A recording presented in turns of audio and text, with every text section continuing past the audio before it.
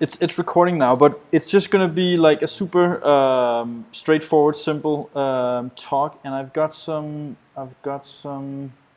questions for you that we can try to use to so we have something to talk about. Yeah. So basically, the first thing I wanted to hear was how it all started. You said something about you went to a chiropractor and it got a lot better, but then before that it must have been bad for some time. So how did it all start? It all started maybe 3 years ago. I suffered a concussion. Hmm. Um, I took a blow to the left side of my head. I was unconscious, and then I had headaches and I had residual vision issues where I didn't like light. I couldn't focus my eyes as well, and I Okay. couldn't I And how couldn't how how did the stand in front of a concussion computer. how did the concussion happen? My wife opened the kitchen cupboard door above my head, and I stood Okay. up. Yeah. Okay. Okay. Okay. But So yeah. I So was unconscious. I lay on the floor for a few minutes, okay. and then I underwent vestibular and ocular rehabilitation at a local rehab center for probably 6 or 8 months. Mm-hmm. And I was probably 85% better by that point. And the worst symptom that remained was just that I couldn't stand in front of a computer and work all day like my job demanded. I had to take breaks. Then, for an unrelated And issue, what was that treatment where you were getting better? What was that? the visual stuff, the ocular stuff, was a lot of I developed a habit of, while I had the injury, I developed a habit of not moving my eyes, but moving my whole head or my whole upper body. Hmm. Um, and so really, they had this sort of, it was like a big board with lights on it and a timer, and they would light various lights up, and you had to stand and hit them, and it would force you to move your eyes and coordinate your hand to eye movement. Hmm. Um, and then I got some sort of rehab, or yeah, like physio on my neck, Hmm. um, which was really just a lot of massage and some traction.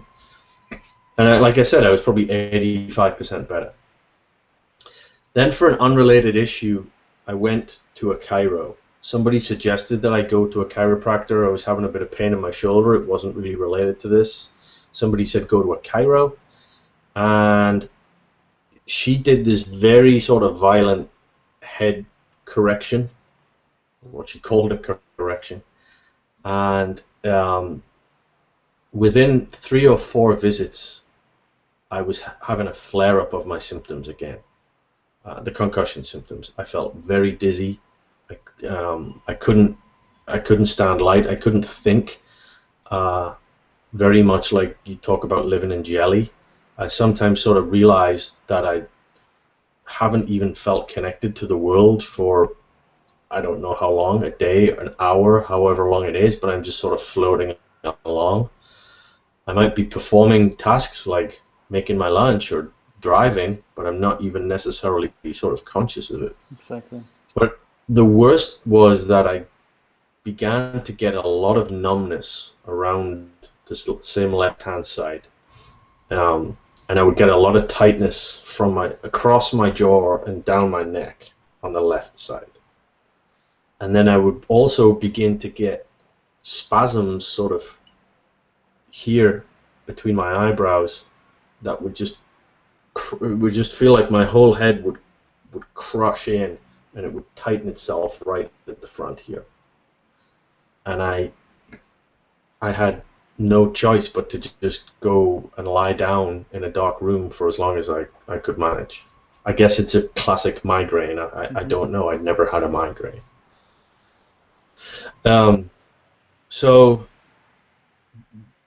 it was a pretty clear case that the chiropractic adjustment brought back all of these symptoms and more Hmm. worse. Hmm.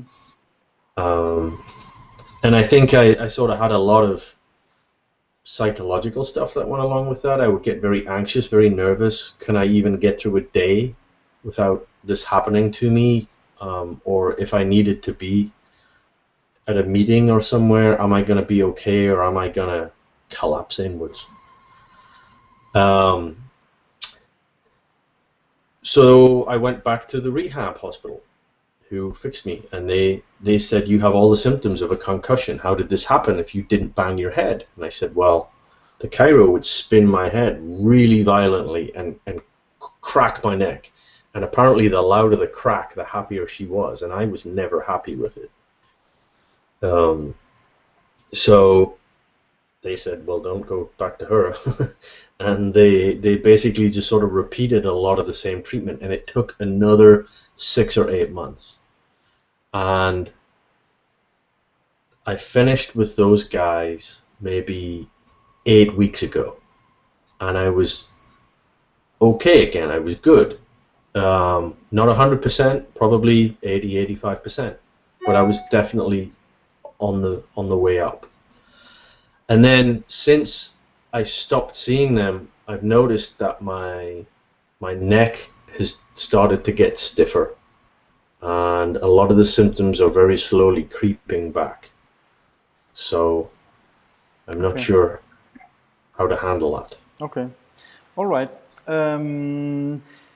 Okay, that's perfect, Andrew. Actually, you covered all the other questions I had in terms of do you have any official diagnosis currently from any doctors? So they ruled a lot of things out. I had an MRI, so there was proof that there was no neurological symptoms. I don't have a aneurysm or a tumor on my brain. I had a X-ray of my neck, which basically showed that it's pretty well aligned. There's nothing majorly wrong there, and that's the problem, that nobody knows what this is. Yeah. Okay. So my doctor gave me gabapentin, which is essentially, I'm not even really sure. It's sort of like it's for like nerve pain. Okay. Yeah. But I don't like taking it. I sort of feel a little bit null or dumb on it. Yeah. Okay. Okay, that's fine. And how do you? So you mentioned before that you thought your muscles were tense and tender and painful and sore, and that's yeah. Okay. So that's your impression that is the case. Okay, and if just a few of the symptoms that you have, you've mentioned some of those. Do you have any pain? Do you have any headaches, or is it more this living in jelly, or? Yeah, I live in jelly way too much, but I also get these very bad tension headaches. It's like a band around here that just tightens in, and I get one of the most annoying is this feeling of sort of droopy eyelids, right above my eyes, and in I guess in your sockets of your skull. Yeah. And I ask my wife all the time, does it look like I have something happening there? And she says no, but it feels like these things are hanging way down. Yeah. And I'll get a lot of pain in the back of my neck, perhaps more so on the left side and behind my left ear. And then I'll get a lot of pain across the front of my shoulders, sort of right across my collarbone. Okay. Okay. It just feels like everything just tightens right up. Yeah. Okay.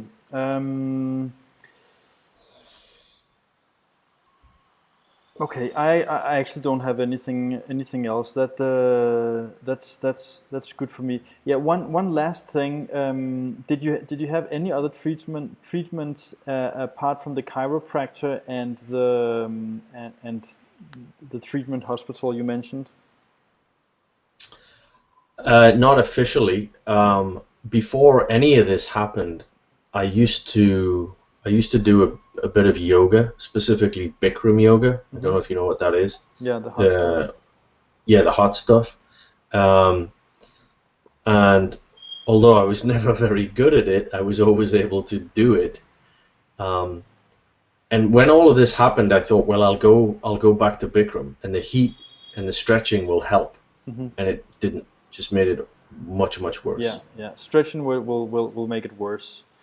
Okay, but it all sounds like, Andrew, from my point of view, it all sounds really good, because you're like a perfect example of, like, you hit all the spots, all the points in the checklist in terms of suffering exactly from stress, tension overload, or this trigger point, and all those symptoms that you mentioned. By the way, that shoulder thing that you had is totally related to the rest of it. So it sounds really good, from my point of view, in terms of the outlook for the future. I mean, I'm personally absolutely not concerned at all. The only thing that could concern me, and that's the same for everybody, and that's motivation.